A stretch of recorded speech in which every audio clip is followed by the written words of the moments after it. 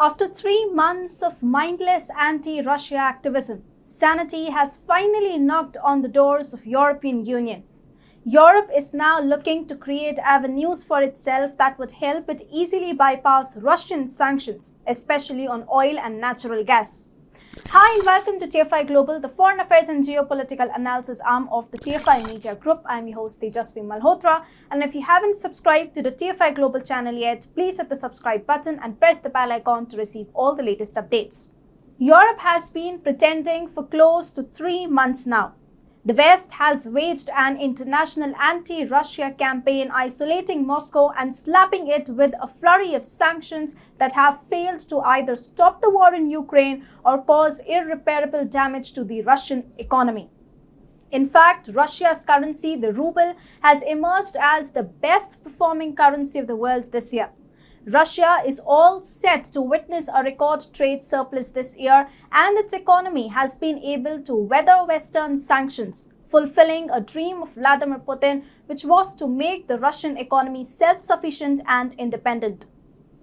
In light of the sanctions campaign falling flat on its face, Europe is beginning to think with foresight. It seems to be keeping its own interest above the agendas of the Biden administration and the American war machinery.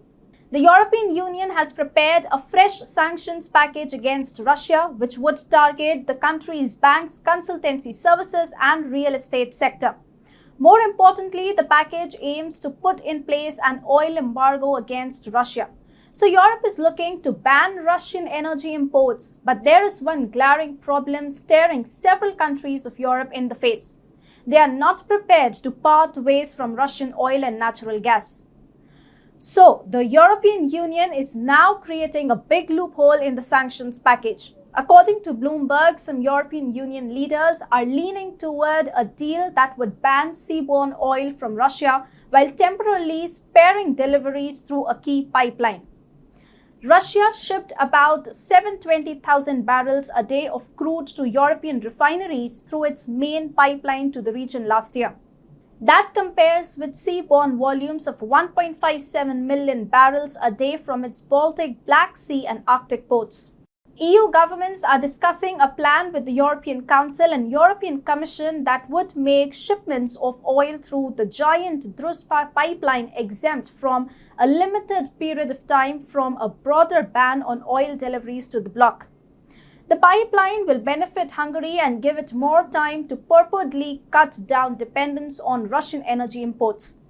In the meantime, it will also give Europe easy access to Russian oil in case the intergovernmental bloc comes to face an energy crisis in the near future due to its mindless actions aimed at pleasing the Biden administration.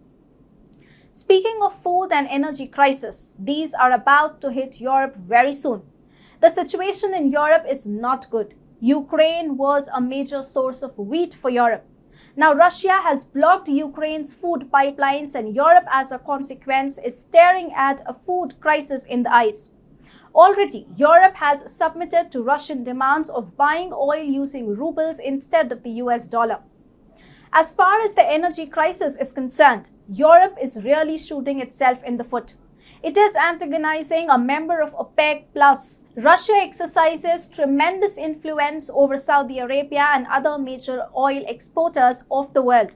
Therefore, if Europe thinks that it would easily find alternatives to Russian oil at prices that it finds best for itself, the bloc is in for some rude shocks.